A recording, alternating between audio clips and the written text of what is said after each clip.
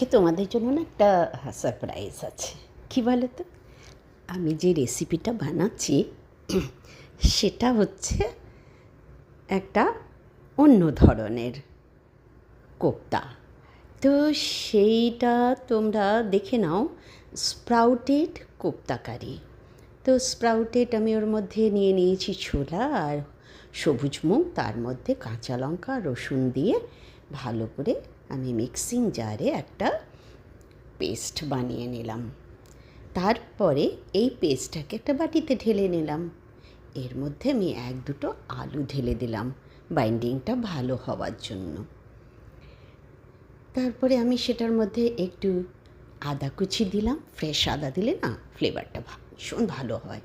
আর দুটো ছোটো যে আমি পেঁয়াজ ছিলে রেখেছিলাম সেটা কুচিয়ে দিলাম, একটু নুন দিয়ে দিলাম, আর দিয়ে দিলাম একটু বেসন। বেসনটা দিলে বাইন্ডিংটা ভালো আসে, কোপ্তাতে দিতেই হয়। তারপরে একটু হলুদ আর একটু লঙ্কা দিয়ে দিলাম। কাঁচা লঙ্কা যদিও দিয়েছি, তাও একটু ঝাল ঝাল না হলে তো আমার ভালো লাগে না। তেল বসিয়ে দিলাম কড়াইতে, গরম হয়ে গেল। তারপরে কোপ্তাগুলো এইরকম ওভাল সাইজে করে আমি ছেড়ে দিলাম। একটা সাইড ভাজা হলে আবার সেটাকে আমি উল্টিয়ে দিলাম। সব সুন্দর লাল লাল করে ভাজা হয়ে গেছে, উঠিয়ে নিয়েছি। এইবারে আমি জিরে ফোড়ন দিলাম তেলে, আর গোটা গরম মশলা আর তেজপাতা।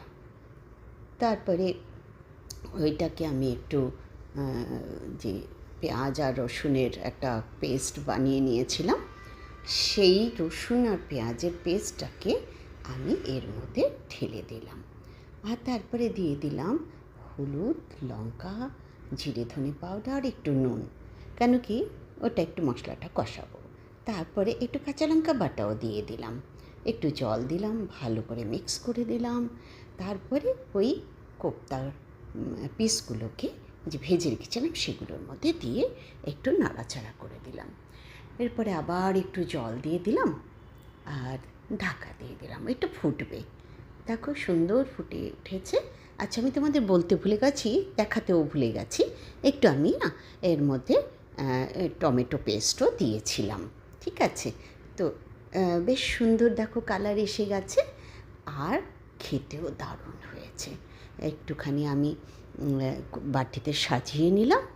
ব্যাস, এইবারে খাবার পালা। তোমরা এইভাবে বানিয়ে খেও, দারুণ খেতে লাগে। আর আমার চ্যানেলটাকে সাবস্ক্রাইব করো, আমার পাশে থেকো।